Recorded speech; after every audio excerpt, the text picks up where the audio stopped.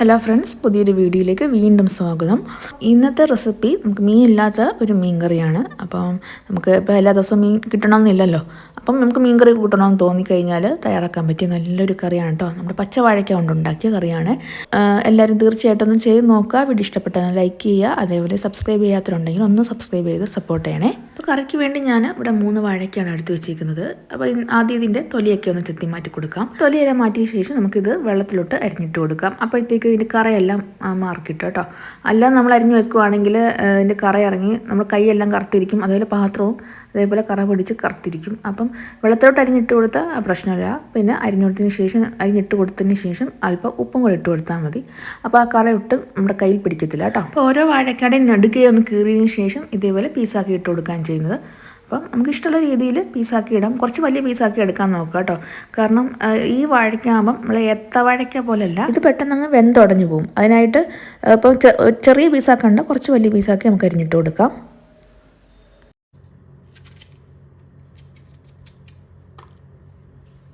അപ്പോൾ വാഴയ്ക്കയില അരിഞ്ഞ് വെള്ളത്തിൽ ഇട്ട് വെച്ചിട്ടുണ്ട്. ഇനി ഇതിലേക്ക് കുറച്ച് ഉപ്പിട്ട് കൊടുക്കാം. ഉപ്പിട്ട് കൊടുത്തതിന് ശേഷം ഒന്ന് ഞെരടി എടുക്കാം. അപ്പോഴത്തേക്ക് എൻ്റെ കറയെല്ലാം മാറിക്കിട്ടും. നമ്മുടെ കയ്യിലെ കറ അങ്ങ് മാറിക്കിട്ടും കേട്ടോ. ഇനി ഇത് കുറച്ച് നേരം വെള്ളത്തിൽ തന്നെ കിടന്നോട്ടെ. ഈ സമയം കൊണ്ട് നമുക്ക് അരപ്പ് തയ്യാറാക്കി എടുക്കണം, കറിക്ക് വേണ്ടിയുള്ള അരപ്പ്. അപ്പോൾ ഞാൻ ഇവിടെ തേങ്ങ അരച്ചാണ് കറി ഉണ്ടാക്കുന്നത്. അപ്പോൾ അതിന് വേണ്ടി 2 കൈപ്പിടി തേങ്ങ എടുത്തിട്ടുണ്ട്. അപ്പോൾ ഒരു ചെറിയ തേങ്ങയുടെ 1 മുറി തേങ്ങ. ഇനി ഇതിലേക്ക് ഒരു 1.5 ടീസ്പൂണ് മല്ലിപ്പൊടിയും അതേ അളവിൽ 1.5 ടീസ്പൂണ് മുളക് പൊടി, ഇപ്പോൾ കാശ്മീരി ചില്ലി പൗഡറാണ് എടുത്തേക്കുന്നത്. പിന്നെ ഒരു 1/2 ടീസ്പൂണ് മഞ്ഞൾപ്പൊടിയും കൂടെ ചേർത്ത് കൊടുക്കാം. ഇതിലേക്ക് ചേർക്കേണ്ടത് ഒരു 10 ചുവന്നുള്ളി. ഇപ്പോൾ ചെറുതായതുകൊണ്ട് 10 ചേർത്തു, വലുതാണെങ്കിൽ 5-6 മതി. ചെറിയൊരു കഷ്ണം ഇഞ്ചിയും പിന്നെ ഒരു 5-6 കുരുമുളകും കൂടെ ചേർത്ത് കൊടുക്കാം. പിന്നെ ആവശ്യത്തിന് വെള്ളം ചേർത്ത് നല്ല കുഴമ്പ് പരുവത്തിൽ അരച്ചെടുക്കാം. ഒരുപാട് വെള്ളമാക്കരുത്, നല്ല കുഴമ്പ് പരുവത്തിൽ കിട്ടണം. അപ്പോൾ ഒരു ഗ്ലാസ് വെള്ളത്തിൽ ഞാൻ കുറച്ച് ചേർത്തിട്ട് നന്നായിട്ട് അരച്ചെടുത്തിട്ടുണ്ട്. ഇനി കറി വെക്കാൻ വേണ്ടി ഞാൻ ചട്ടി ചൂടാക്കാൻ വെച്ചിട്ടുണ്ട്. ചട്ടി നന്നായിട്ട് ചൂടായിട്ട് വരുമ്പോഴത്തേക്ക് ഇതിലേക്ക് വെളിച്ചെണ്ണ ചേർത്ത് കൊടുക്കാം. അപ്പോൾ വെളിച്ചെണ്ണ നന്നായിട്ട് ചൂടായിട്ട് വരുമ്പോഴത്തേക്ക് നമുക്കിതിലേക്ക് ഒരു 1/2 ടീസ്പൂൺ ഉലുവ ചേർത്ത് കൊടുക്കാം. മുഴുവനെയുള്ള ഉലുവ ചേർത്ത് കൊടുക്കാം. അത് ഒന്ന് പൊട്ടിയെല്ലാം വരുമ്പോഴത്തേക്ക് ഇതിലേക്ക് ഏകദേശം 1 ടേബിൾ സ്പൂൺ ഇഞ്ചിയും വെളുത്തുള്ളിയും കൂടെ ചെറുതായിട്ട് ചതച്ചതാണ് കേട്ടോ, അതും കൂടെ ചേർത്ത് കൊടുക്കാം. പിന്നെ അതിൻ്റെ കൂടെ 2 വറ്റൽമുളക് ചേർക്കുന്നുണ്ട്. പിന്നെ ഒരു 2 കറിവേപ്പിലയും കൂടി ചേർക്കുന്നുണ്ട്. ഇത് നന്നായിട്ടൊന്ന് വഴറ്റിയെടുക്കാം. ഇതിൻ്റെ ആ ഒരു മൂത്തൊരു മണം, ഇഞ്ചിയുടെയൊക്കെ ഒരു മണം വരുമ്പോഴത്തേക്ക് ഇതിലേക്ക് ഒരു പകുതി സവാള അരിഞ്ഞത് ചേർക്കുന്നുണ്ട്, ചെറുതായിട്ട് അരിഞ്ഞത് ചേർക്കുന്നുണ്ട്. അപ്പം ഉള്ളി എടുക്കാൻ പറ്റുവാണെങ്കിൽ ഉള്ളി എടുക്കുക. അപ്പം ഉള്ളി എടുക്കാൻ മടിയായതുകൊണ്ട് ഞാൻ സവാള എടുത്തത്. അപ്പോൾ അത് നന്നായിട്ടൊന്ന് വഴറ്റിയെടുക്കാം. ഇതും നന്നായിട്ട്, അതായത് സവാള നന്നായിട്ടൊന്ന് മൂത്ത് വരുമ്പോഴത്തേക്ക് ഇതിലേക്ക് നമുക്ക് അരച്ച് വെച്ചിരിക്കുന്ന അരപ്പ് ചേർത്ത് കൊടുക്കാം. അപ്പോൾ ഈ അരപ്പ് കുഴമ്പ് പരുവത്തിൽ ഇരിക്കുന്നതുകൊണ്ട് തന്നെ മിക്സിയുടെ ജാറിൽ അവിടെ ഇവിടെയും പറ്റിയിരിക്കും.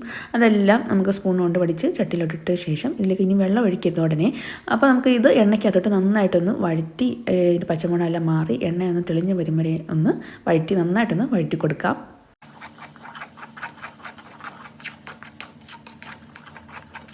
ഇപ്പോൾ അരപ്പെല്ലാം ഒന്ന് വെന്തിട്ട് എണ്ണ നന്നായിട്ടും തെളിഞ്ഞ് വന്നിട്ടുണ്ട്. ഇനി ഇതിലേക്ക് നമുക്ക് ആവശ്യത്തിനുള്ള വെള്ളം ചേർത്ത് കൊടുക്കാം. അപ്പോൾ ഞാനിപ്പോൾ ഒരു 2 കപ്പ് അളവിൽ വെള്ളം ചേർത്ത് കൊടുക്കുന്നുണ്ട്. ഒരുപാടങ്ങ് കുറുകി വേണം, നമുക്ക് മീനില്ലല്ലോ, മീനില്ലാതെ വലിയ മീൻ കറി വെക്കുന്നത്. അപ്പോൾ ഒരുപാടങ്ങ് കുറുകി ഇരിക്കേണ്ട, കുറച്ച് ലൂസാക്കി ഇരിക്കാം. അപ്പോൾ ഒരുപാടങ്ങ് വെള്ളമൊന്നും ഒഴിക്കരുത്. ഇനി നമുക്ക് ആവശ്യത്തിനുള്ള ഉപ്പ് ഇട്ട് കൊടുക്കാം. പിന്നെ ഞാൻ കുടംപുളിയാണ് ഇട്ട് കൊടുത്തത്. അപ്പം പിഴുപുളി വേണമെങ്കിൽ ചേർത്ത് കൊടുക്കാം. അപ്പം നമ്മൾ മീനിൻ്റെ ഒരു ഇത് വരണമെന്നുണ്ടെങ്കിൽ കുടംപുളി തന്നെ ചേർത്ത് കൊടുക്കണം. അപ്പോൾ അതും ചേർത്ത് കൊടുത്തിട്ട് അതൊന്ന് തിളയ്ക്കാൻ വെക്കണം. ഇപ്പോൾ കറി നന്നായിട്ട് തിളച്ച് തുടങ്ങിയിട്ടുണ്ട്. ഇത് ചെറുതായിട്ടൊന്ന് വറ്റി വരുമ്പോഴത്തേക്ക് നമുക്ക് വാഴയ്ക്ക ചേർത്ത് കൊടുക്കാം.